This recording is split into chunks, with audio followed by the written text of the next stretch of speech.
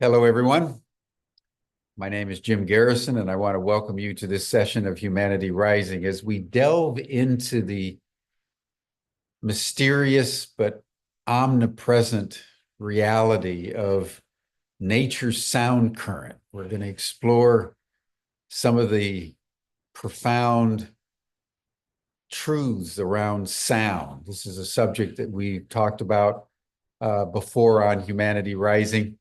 And dating all the way back to Pythagoras 2,500 years ago in ancient Greece. And we are always wondering, what is the composition of the universe? And the ancients believed that the composition was mathematical equations, geometric shapes, both of which make sound. That's why in the Gospel of John, it says, in the beginning was the Word, and the Word was with God, and the Word was God. As we begin this morning, I want to share something very exciting. And as you know, we have been preparing for our pilgrimage next July 6th through 12, 2025, to Chartres, where we're going to be exploring the sixth liberal art of geometrica, sacred geometry. And our lead faculty this next year is Veda Austin. Veda has been on Humanity Rising twice. You know her. She's the New Zealander who has this extraordinary relationship with water.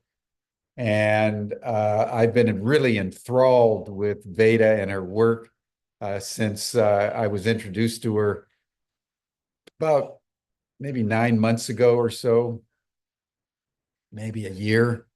And really profound insights that have been emerging from Veda about the true nature of water. Like sound, water is this extraordinary phenomenon. It was the Japanese researcher Emoto that showed that water is responsive to human intent and human emotion. And what Veda has demonstrated is that not only is water responsive to human emotion and human intent, water has an intelligence all its own and can actually communicate with us through symbols and what Veda Austin has termed hydroglyphs, actual language, and that water is capable of not only complex thought, but water is a medium through which one can commune with the ancestors, one can commune with the underworld, one can engage in remote viewing and mental telepathy, that water is a living intelligence, and that if you hold a glass of water and create an intent for about 30 seconds, you can change the structure of water and make it more vital and more healthy. So what Veda suggests that you do, just to get into it, is you get a little petri dish out of glass, not plastic. You can order them online. And then you cover the bottom of the petri dish. You hold the petri dish, you create an intent, or you just hold it in your hands and just feel love and appreciation, and then put it in the freezer till it just begins to freeze, just frozen, and take it out. And if you commune love and compassion, sometimes you'll get a heart, sometimes you'll get a circle.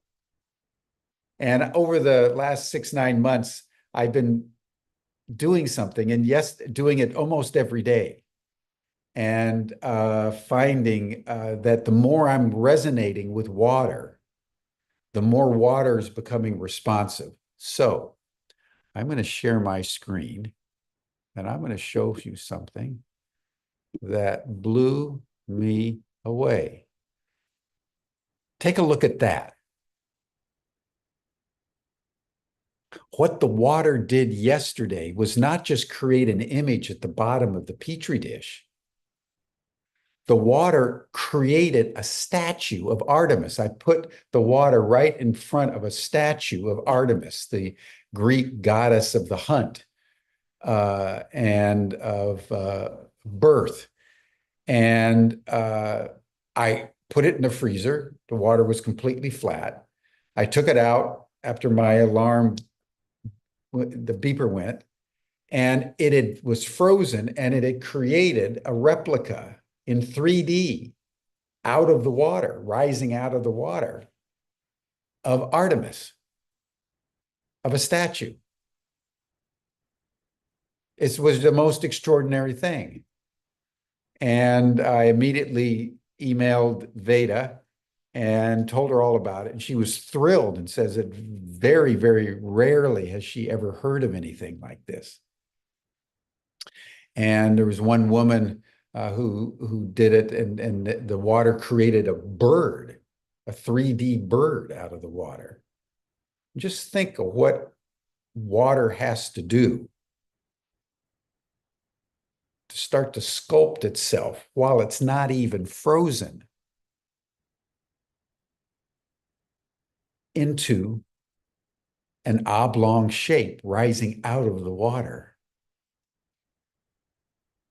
And all day yesterday, I was sort of in a euphoria that something like this had happened to me, because I'm, not very gifted in these matters, being, totally over intellectualized by training. But it was a beautiful thing to have happen. And the fact that Veda Austin is going to be back on Humanity Rising, probably, hopefully in a couple of weeks' time, but is going to be in Chartres for 7 days with us, teaching us how to understand water, how to communicate with water, how to be in resonance with water, is very exciting. I'll put the link to our pilgrimage to Chartres next year. And I haven't been this excited about our pilgrimage for some time, because I think for us humans to realize just how alive nature is really exhilarating for me. Realizing those plants behind me there are listening to what I'm saying. They're aware of this broadcast. And if I was more refined in my intelligence and my consciousness, I could have a conversation with them. Plants talk, water talks. And most fundamentally, whether it's the water or the plants or the galaxies or the fish in the ocean or the cells in our bodies, all being resonates and makes a sound. And that sound is the sound of Om and all the derivatives of the sacred syllables. And so today I really am doubly enthused and privileged to introduce us to Susan Alexander, who's a biomusician. She's a composer. And for many years, she has been experimenting with sound through nature and science, and has created extraordinary works. And she's known around the world for the work that she does with sound. So today, Susan, I want to welcome you to Humanity Rising. And thank you. She's coming in from Sonoma, California, and she's going to share with us a little bit more about her background and her journey into the discovery of sound. And then we'll dialogue for the balance of the time. But while we were in the green room, Susan said she also knows Veda, and they're kindred spirits. So thank you, Susan. I turn the program over to you. Oh, thank you, Jim. It's wonderful to be here and to have been invited. I don't know Veda personally, but I do know of her work. So I just wanted to clear that up. Well, hello, everybody. I don't know who I'm talking to, but I hopefully will find out. And we can dialogue a little bit when this is over. So yeah, I'm in Sonoma County, which is about an hour north of San Francisco. And it's finally raining, speaking of water, which is a blessing for us. Okay, I'm going to start with a story. And of course, it's about me. When I was about 4.5 years old, my parents moved to New Jersey, and they bought a little house that was kind of falling apart. So one day they hired a painter, and I toddled out there, and I heard this sound. I heard this whistling going on. And I looked up, and the painter was doing his thing, smiling and whistling. And later on, I found out he was whistling the tune Greensleeves, which everybody knows. It's the first time that I had ever heard it. And I remember actually being ensorcelled, absolutely gobsmacked. And of course, I fell in love with the painter. I still remember what he looks like, what he was wearing. The whole thing is, stamped on my image. But I really think, we can all look back on little things like that and say that was the moment. And that set me on a path to find out what happened to me. What was this stuff that I was hearing? And why was it so beautiful? So through the years, I did the normal things that a musical kid would do. I took piano, studied a little theory, did choirs, but I never considered it as a career until I was in my 30s. And there's another story about how I got struck with lightning, but I won't go into that one. Realizing that I should be a composer, that my calling was to learn how to collect sounds, to love sound, and to be able to put them together, to search. But it was always to search for the beauty. That was always there. But beyond that, I wanted to know. I really wanted to know. So that first beginning took me to many years of research, and I came to a musical consciousness, which Jim so beautifully introduced, that there's this chalice of vibration connecting everything. A huge resonance. Sometimes I think of it as a great tone river, that we're constantly being sung into being. And we can talk about this Nada Brahma, this original Om, later on, because it's quite interesting. So just to give you a little fast forward review, went to graduate school, got the normal training in composition and theory, and did the things that composers do, wrote pieces and consorts, and I tried a symphony once. It was terrible, so I threw it away, never tried that again. But then I started to research. I researched science, philosophy, cosmologies, everything I could think of to try and understand what I was doing. And in 2002, I got very fascinated with sound design, digital sound design, similar to GarageBand. You all probably are familiar with that. And that just felt like magic to me, because then I could take all these sound samples like thunder or car crashes or canaries singing and move them around the screens and, play with them. To me, it's kind of like weaving with sound.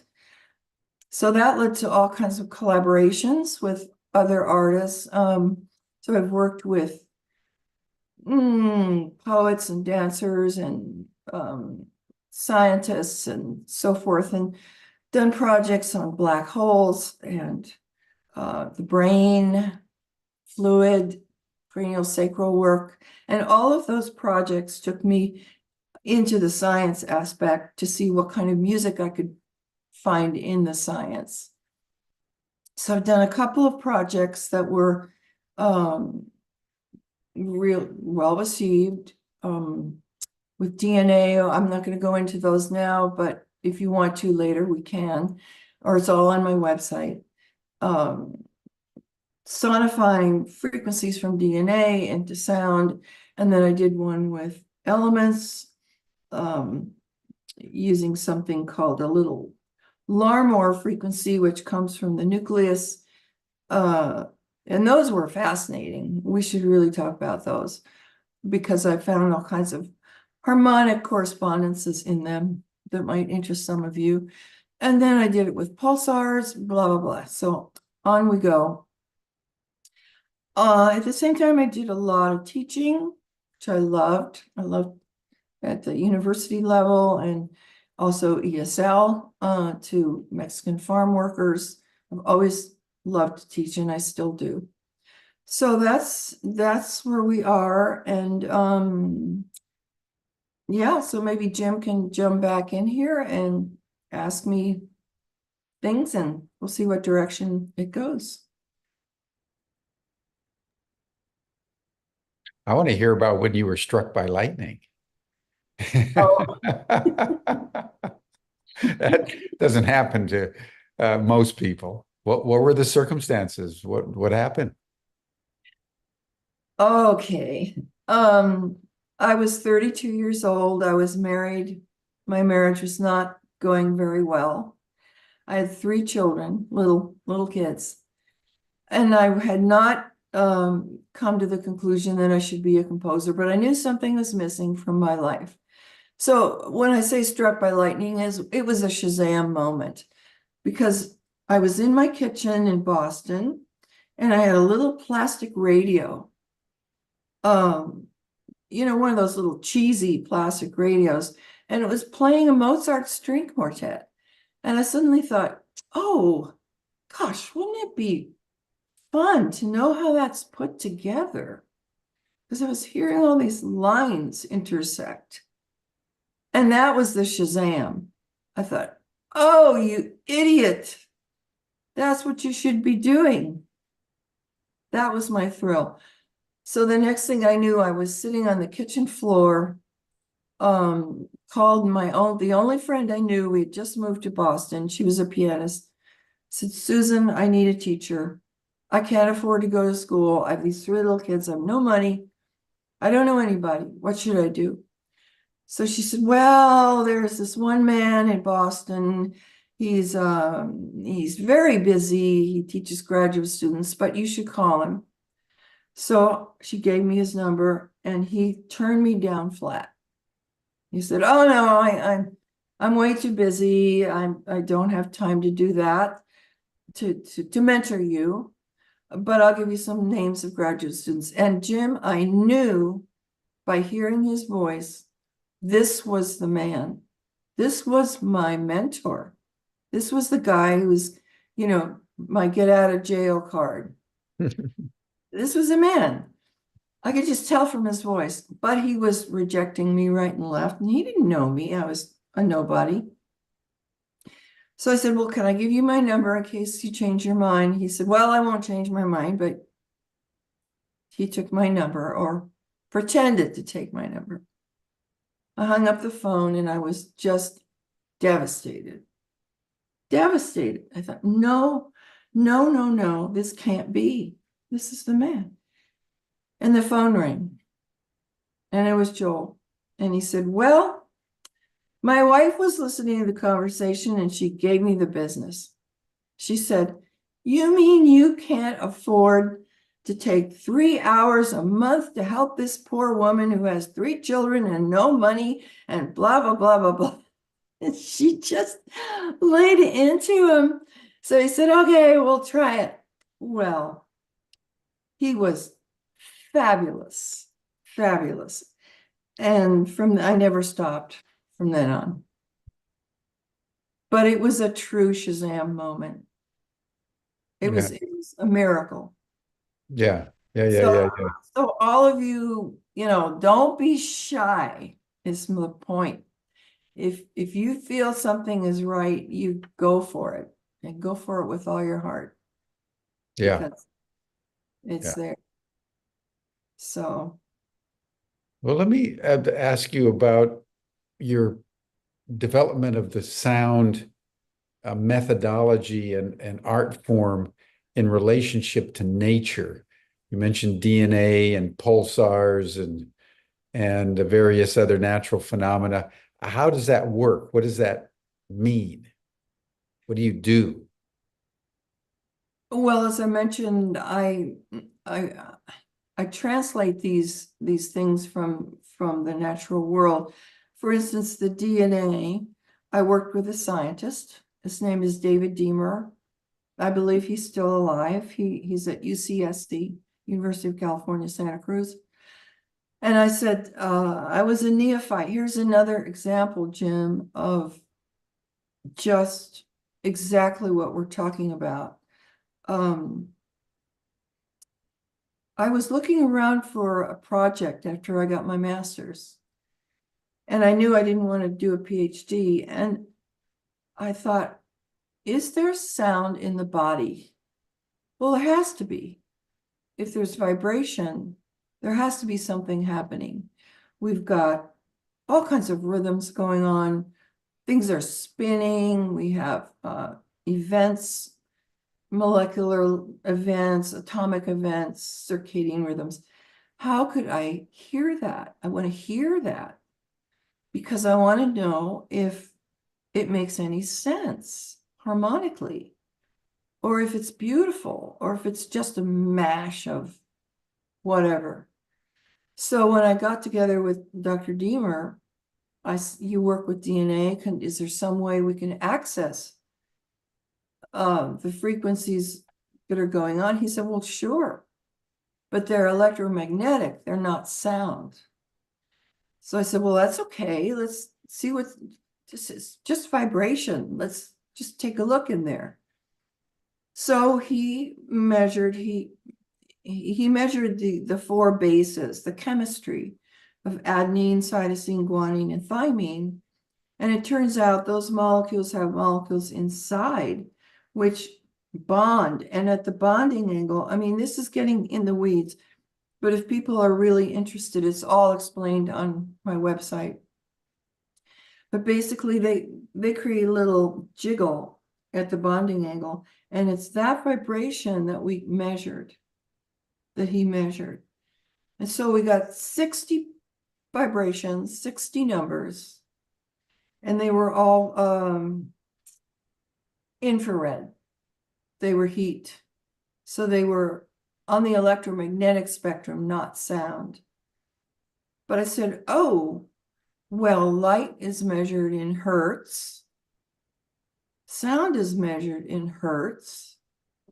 So why don't we pretend that that number in infrared is a sound pitch? It's not a sound pitch. It never will be. But it has a correspondence through the number. Okay. So if you get 5 numbers in infrared and take their equivalent into sound, you've got a relationship in sound, a pattern in sound that's exactly the same as the pattern in light. So they're not the same, but the relationships within each other are the same. Does that make sense? Mm-hmm. So in other words, instead of looking at the light data, you can hear the light data. Mm-hmm. Well, there are extraordinary things going on in there. and beautiful things. Not all of it. Some of it was just a hash. It sounded terrible because most of them were microtonal. They were between the cracks of a half step. So to our ears, they wouldn't be completely beautiful. But there were some combinations that were just incredible. So from that, I created an album called Sequencia, and that you can hear part of that on the website as well. But there were harmonic relationships in there, Jim. There was a perfect octave. There was a minor second, a major second, a minor third, a major third, perfect fourth, perfect fifth in that collection. Amazing. Amazing. Yeah, it was very exciting.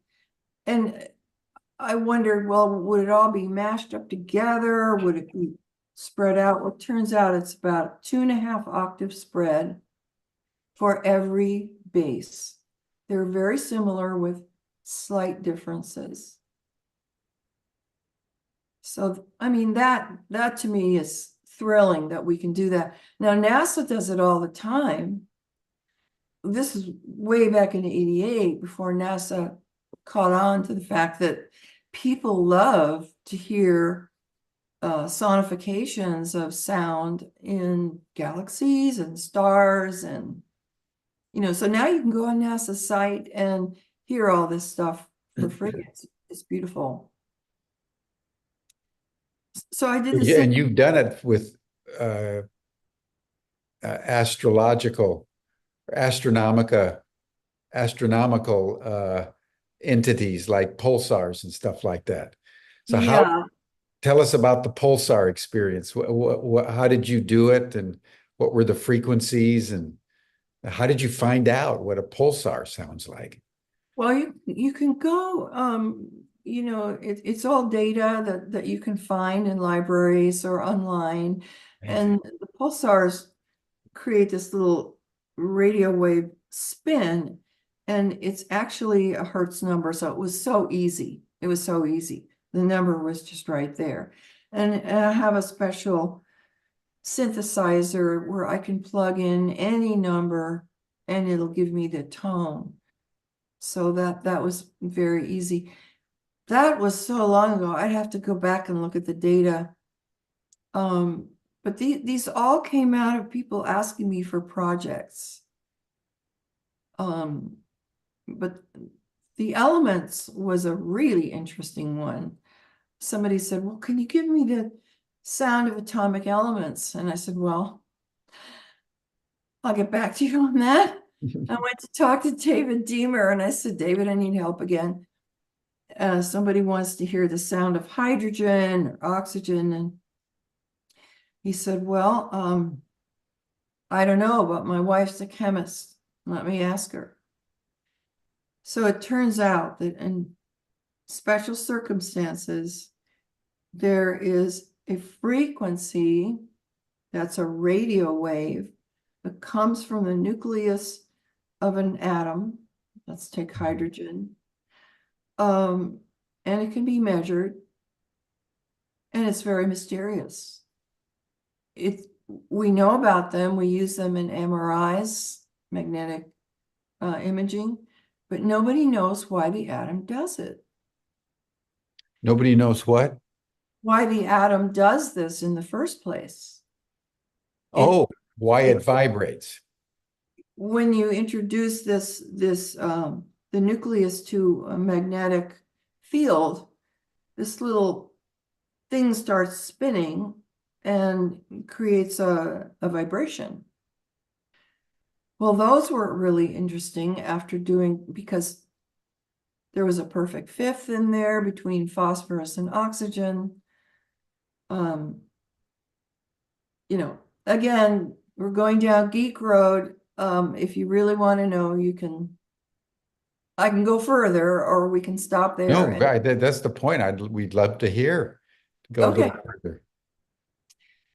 Well, when I discovered phosphorus and oxygen were vibrating as perfect fifths, I was tremendously excited because phosphorus and oxygen create phosphorus. And phosphorus is the chemistry that's responsible for a lot of the energy in our body, working with ATP and all of that stuff. And I've always found perfect fifths were really, really powerful. In fact, as a resonance, much more powerful even than an octave, because there are all sorts of things that lead me to that conclusion. But in music, it's the perfect fifth that allows you to modulate, to move through keys, to move, basically. Octaves, you can double, get the same tone over and over and over, and they'll never be anything but themselves. But a perfect fifth, you go from C to G, and then you go from G to D, D to A. I mean, you're exploring entire new worlds. So there's that whole cosmology of harmonics going on. Amazing. Yeah. You know, it's reminding me of what Pythagoras said, you know, that once you understand that it's number, shape, and sound, frequency and sound, you understand, he says, that the whole cosmos is a song. It's a poem. And you know, as you may remember from the stories that Pythagoras could hear the sound of the planets, you know, the sound that Jupiter was making or the sound that Mars was making. And I would imagine your experience as you're putting all these different aspects of perfect fifth and the octaves and so forth and so on. You can see how it's all ohm, it's all a sound, it's all singing together in one harmonic whole. Would that be your experience? Oh, absolutely. And I want to I also want to be clear that when we talk about sound, Jim, I think we're talking about vibration, which also, of course, can be geometry. It can be light and color. I mean, we are discrete in 3D with these things, but at some level, it's just all vibration, right?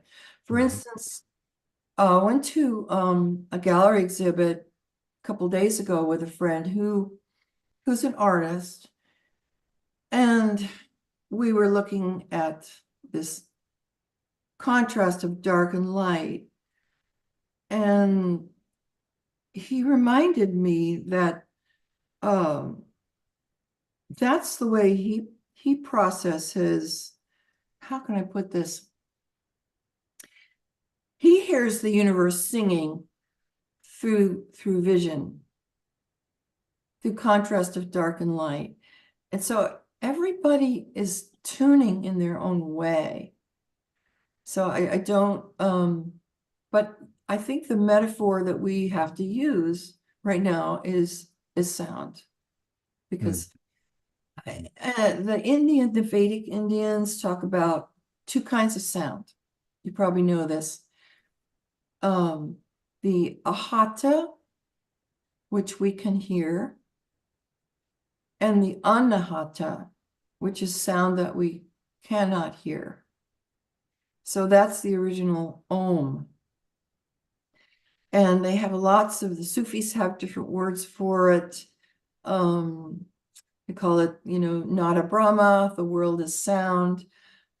And I want to say something interesting about that, because there are particular sounds that come from this original Om that we all know about. And I've always heard in my head, and I thought, well, I've got to use that sound. And why do I hear buzzing bees? And I want to hear, deep thunder and tinkling bells. Why am I hearing tinkling bells? So I came across this book. I was rereading. This is going to be backwards, but it's Hazrat and Naik Oh, yes, the great Sufi. book, The Music of Life, where he actually talks about the Nada Brahma, and he says, well, we can't hear it, but that it actually filters down, and he's very specific about this, through 10 tubes of the body. What does that mean? I don't know. But by filtering down, we get the sounds of, and he named 10 sounds, and they were all things like thunder, rushing water, buzzing bees, wind. You get the point. And tinkling bells was in there. So as we go through our daily life and we feel these things coming from nature, or we literally hear them, we are accessing the Om. We are accessing directly into the Nada Brahma. Mm, mm, mm. And we know that because we all react to these sounds. Yeah, they calm us. They do. Sitting by a waterfall, for example, or on the beach and just listening to the waves washing up on the beach. It's very calming. It's beautiful. And when you start thinking like this, it's hard to be in fear because Yeah. you realize you're not alone. Everything is talking to everything else. Everything is connected. There's this chalice that's holding us all together. And it's just a very beautiful way to be in the world. Mhm. And I want to say something about the way into that. And I believe the way into that peace, and of course it's not always peaceful. It's going to be turbulent, but still then you can be a surfer, then you can just think, okay, I'm going to ride that flow. I'm going to ride that wave. I'm not going to resist it. This is something that I'm part of. I'm going to go with it. But the way in is really deep listening. And once you train yourself to listen deeply, you can go anywhere you want with this. Mm, mm, mm. And I'd like to give everybody kind of a quickie example of how you can do this. And a lot of this comes from Murray Schafer's work, the Canadian composer, who has a whole primer on listening deeply. But one example would be, next time an airplane goes over, listen to the sound, follow it, listen to it fade, keep listening till you can't hear it anymore, and then keep listening. Mhm. And that's the place you want to get to. Just keep listening. And my friend Alaudine Matthews says, listen as though your life depends on the next sound you hear. Mm, mm, mm, mm. And it's a skill. Mhm. Yeah, for sure. For Yeah. sure. Yeah. Now let's broaden this for a second, because Maureen Edwardson was just putting in the chat that there's a composer in New York who plays her friend's paintings Mm-hmm. as a synesthete, and he hears colors. And he does this through a variety of mediums. So talk to us about that, because I'm sure you have experience with that as well, because you do that. So Well, when someone sees a painting and can play a composition, what's going on? synesthesia is very mysterious. And I don't have synesthesia. I don't hear sound when I see color, or vice versa. I wish I did. My mother did. And she thought everybody could till she was about 60 years old. And then she realized, no, they can't. And she was a painter. So I can't speak directly about it, but from what I do know, Jim, people who are synesthetic are quite individual in their experience. So you might be synesthetic and you might hear orange in one way. Your friend might hear orange in another way. And it's something to do with how the brain translates. It's a beautiful thing, and unless it's a problem, it could be a problem for you. But so I know that it's very individual. But I would say that even if you don't have this physiological thing going on, you could certainly sit down in front of a painting and just get impressions and improvise on the piano and, just your own sensuous consciousness. Yeah, Carol Sue Engelman is putting something interesting that colors break down to elements. Thus, each color breaks down to a sound or a musical note. So sitting under colored lights is healing at the elemental level. Oh, lovely. Yeah, thank you, Carol Sue. That's beautifully put. That color breaks down to the elements, which means that color breaks down to sound. So what that's saying is that color is comprised of sound. Would that be accurate? Well, I suppose so, or certainly vibration. Yeah. Yeah. That would mean that light, color's light. That means light breaks down to sound, right? Well, now this is getting tricky because in three-dimensional reality, we split them, right? We split light and sound. Yeah. We're discrete creatures down here. Mm-hmm. But at some point, they've got to have a cousin that is the same, that they all relate to. But not so much in this dimension. In other words, when I was first studying this, I thought that you could speed up sound and get light. It doesn't work that way. Or that you could slow down light and get sound. And it doesn't work that way because light works differently.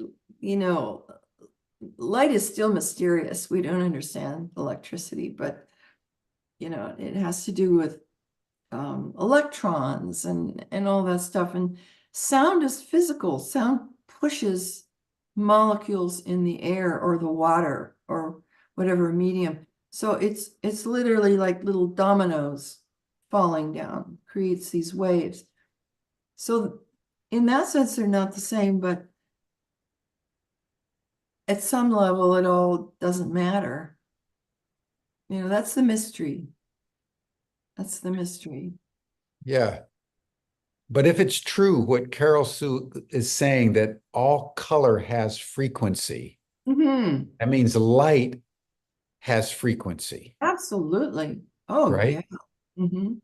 So depending on where you are in the spectrum of light, those are the spectrum of frequencies, and those equate to sound. Yes, they can cross over because light is measured in hertz, sound is measured in hertz. So once we have that number, it can correspond to a sound pitch. Well, we had a guy on Humanity Rising, Yuval Ron, who you may know, and he's a sound practitioner in LA. And he was talking about some of the scientific research on 4 hertz, the frequency of 4 hertz on the brain and harmonizing the body. Do you know anything about that? Well, that would be a brain wave. Yeah. That's slow. And I do not know anything about that. And I know. that kind of activates the gamma. Okay. The gamma brain waves apparently are around 4 hertz. So if you listen to music, for example, at 4 hertz, it activates the gamma. Yes, it in your does. brain. And the gamma in your brain is supposed to be like really, really important. And harmonizing of the other frequencies in your brain. A lot of people are studying that. It's called brainwave entrainment. Yeah. And they're wonderful. There's wonderful research on it. The Oh, I'm trick. being corrected. It's 40 hertz, not 4. Thank you, everyone. You're right. Oh, well, then we're I out of misspoke. brainwaves. Huh? We're out of brainwaves at 40. Yeah, we can actually hear 40 hertz. That would be an E on the harmonic scale. That's interesting. Wow. I'll have to look into that. What's his name again? Yuval Ron. Yeah, he Okay. was on Humanity Rising a couple of weeks ago, and is really caught up as a practitioner now in the 40 hertz, Huh. and how you can adapt the 40 hertz to choral music, to jazz, to new age, to classical piano. And depending on your inclination, you can use that for very, very therapeutic purposes. I've been experimenting with it. I got a couple of his CDs and I've been using that during my meditations and finding that it's remarkably clarifying to the brain, to the mind, That's wonderful. increases lucidity. That's a really low tone. Yeah, we can hear it, but it's really, really low. Yeah, yeah, yeah, yeah, That's yeah, fantastic. I hadn't heard that. yeah. Um, So yeah. talk to us about from your own point of view, Susan, from your own research. What have you learned about the therapeutic use of sound? What are some of the things that you do with sound to create therapy in effect? Okay. I once got very interested in that after graduate school. And I actually wrote a little book on it, which was never published because the publisher went out of business. But I I did a deep dive and found out some wonderful stuff. That was years and years and years ago. But there is one, I had it written down for you. Where did I put it? Um, oh, one thing coming up that is very exciting that I want to look into more. It's called auricular medicine. Have you heard of it? No, tell us. Well, evidently it really is working. It's like acupuncture, but it's not acupuncture. It's more like acupressure. But they take these tiny needles and they introduce a sound frequency into to the ear. It's not a needle, and they can actually measure through the pulse, not the vagus nerve, but pulse, um, whether or not it's working. And they found specific frequencies that correspond to different organs of the Remarkable. body, to the liver, to the heart, and they're consistent for everybody. It's very exciting and pretty Yeah, new. So auricular medicine is something to Oh, look into. I'll look into that. And the How other, do you spell that? it's Oricula? it's AUR, like oral, AURICULAR, auricular. There's a center in Canada that I know about and in other places. And then there's a lot of work being done with the vagus nerve. Um, Mm-hmm, mm-hmm. the vagus nerve is the longest nerve in the body, and it begins back at, I'm sure you already know this, or many of your watchers do, but it starts back here and it goes to the ear, and then it travels to literally every organ in the body, everywhere. So if you're impacting the vagus nerve with sound, it's going to travel everywhere. So there's a lot of work being done with that. And it starts right back in the sort I of the believe stem of your, it's the where your brain. brain meets right, Yeah, the Chinese, the Tao is called the jade pillow, right? Back exactly. there. Yeah. And the people that I know that are working with that, Joshua Leeds is somebody that people could look up. Joshua Leeds, Leeds. Um, John Stewart Reed in the UK is working with this. A lot of people. So that is extremely exciting to me. Yeah, yeah, yeah. Yeah, yeah, yeah, yeah. Uh, I don't personally work on that healing level because I realized long ago it's so different for everybody as far as music goes that I finally just threw my hands up and said, whatever brings you joy, that's healing. Hmm. Hmm. You know, if you love it, it's healing. Hmm. Yeah. In fact, just loving is healing. Exactly. There you go. You're bringing up that sensation. Yeah. Now, what is your current passion? What's the cutting edge for you right now? Cutting edge for me is I'm involved in a project called Milky Way Goes on Walkabout. And this is with a wonderful visual artist named Susan Plum. She's in Houston, Texas. And she and I have been fascinated by the cosmos for many years. Mm, And so we're convinced that the cosmos and Earth are talking to each other, yes. and Yep. communicating. And that the time to participate in this, Jim, is now. Now, to access it, to participate in it, to play in it, to discover it. So our project, Milky Way Goes on Walkabout, is going to launch in Houston in the spring. And then we're looking for bigger venues to bring this to. But it's about starry and earthly communication. Voices of the stars, voices of the earth. Um, and she, like myself, has been studying cosmologies and sacred geometry for forever. Fabulous. So we're trying to bring all this into a sensuous exhibit. So it's a sensuous experience. So we know that the cosmos is talking to itself, as you say.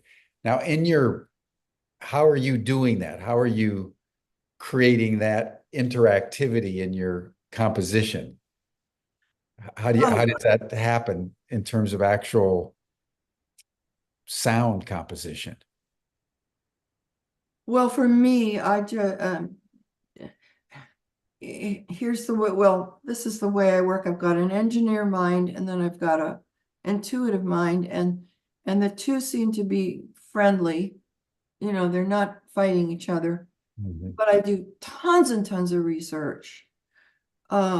And then I let it all go and I just listen Mhm. and feel, because here's the thing. Sound is kind of like touch. You feel it, right? As Mhm. it's coming at you, it's like it's touching you. So I kind of let that just come in and touch me, and I'll just imagine, I'll just imagine, well, this might be what uh Earth wants to say at the moment, and then this might Oh, I see. response of the stars and the mix of that and the way that would Yeah. flow. And in my sound design, it's not all how can I put it? It there's some violence to it. I don't mean violence. There's some drama to it. There's some Hmm. vigor Hmm. to it. Hmm.